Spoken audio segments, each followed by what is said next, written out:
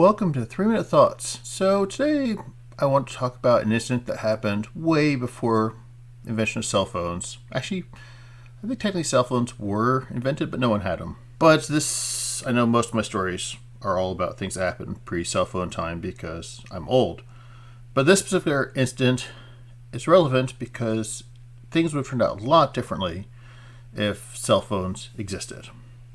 Now, freshman year, this would be 89 to 90. I met a lady named LB.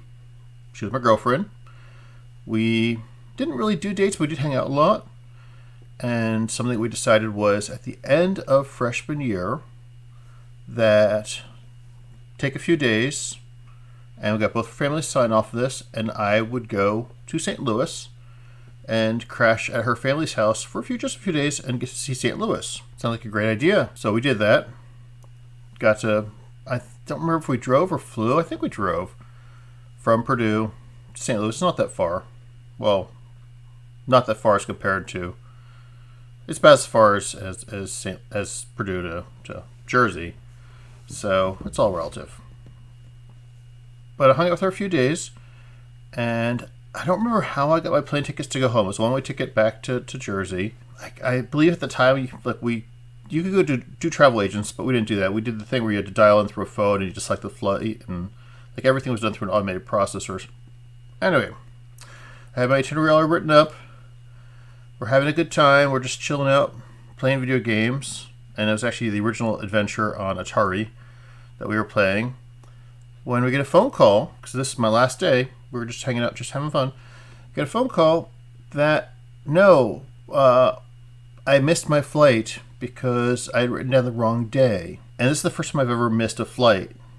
I thought I was going to leave on the following day, the morning of the following day.